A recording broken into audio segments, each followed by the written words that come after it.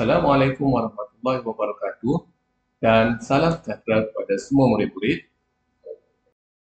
Okey, berjumpa kita lagi dalam sesi pembelajaran pada kali ini. Okey. Sesi pembelajaran pada kali ini murid-murid akan melaksanakan aktiviti iaitu menonton video yang akan cikgu paparkan. Sampai itu murid-murid akan mengenal pasti isi tersurat perpandukan audio tersebut. Okey, murid-murid sudah bersedia? Okey, murid-murid akan menonton tayangan video Cuti-Cuti Malaysia 2022, iaitu tajuk dia Menemui Semula yang dinyanyikan oleh Aina Abdul. Okey, kita sama-sama saksikan video ini ya.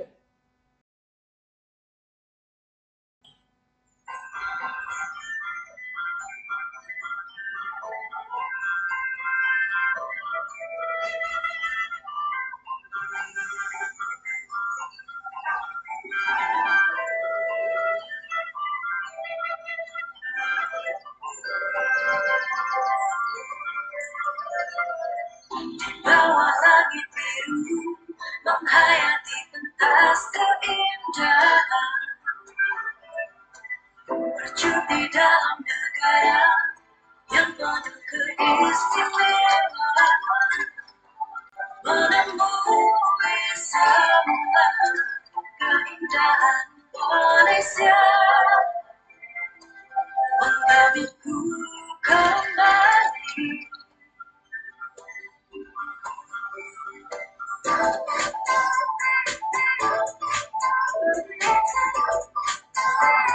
Cuti-cuti Malaysia,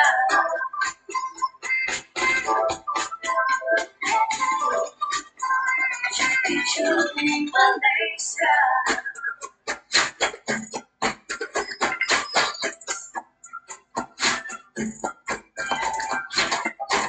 Jom bercuti semua, rayakan indah bersukaria dengan.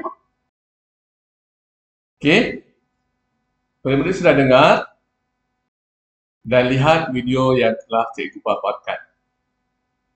Okey, seterusnya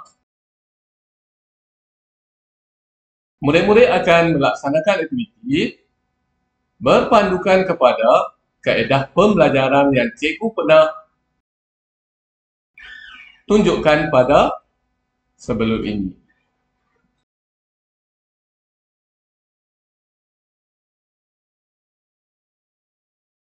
Seterusnya, kita tengok isi tersurat yang pertama daripada video tadi. Okey, yang pertama paparan aktiviti menyelam dan murid-murid dapat melihat keindahan pulau-pulau yang tersegang indah. Isi tersurat ialah Malaysia mempunyai keindahan dasar, laut dan pantai. Bagi mengukuhkan lagi isi tersurat tersebut, cikgu sediakan ayat yang ada dalam video tersebut, iaitu keajaiban bawah laut menanti anda.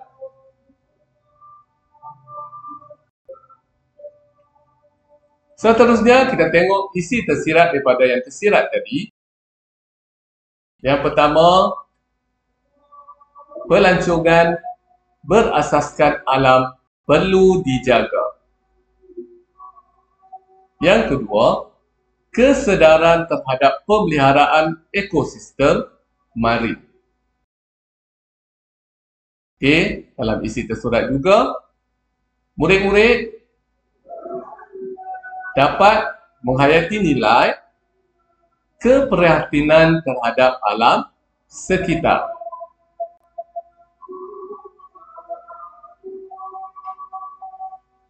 Okey, baiklah. Seterusnya kita tengok isi tersurat yang kedua. Melalui video tadi telah dipaparkan gerai makanan, bazar malam dan juga restoran tempatan. Okey, isi tersuratnya ialah Malaysia kaya dengan makanan pelbagai budaya. Contohnya, nasi lemak,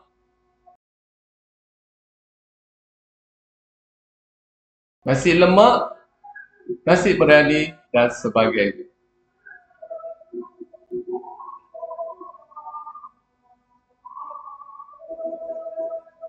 Manakala isi tersirat, pelancongan gastronomi sebagai daya tarikan unik. Yang kedua, kesatuan dalam kepelbagaian budaya rakyat Malaysia. Dan nilai yang dapat dihayati oleh murid-murid ialah hormat menghormati dan kesyukuran.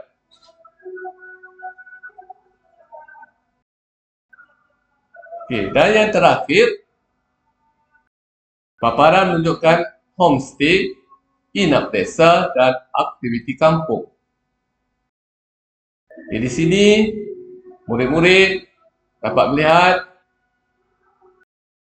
iaitu pelancong dapat merasai pengalaman kehidupan di desa. Okey, itu saja pembelajaran kita pada sesi ini. Saya harap semua murid faham dan boleh menyatakan isi tersurat dan tersirat dengan baik. Sekian sahaja. Assalamualaikum warahmatullahi wabarakatuh.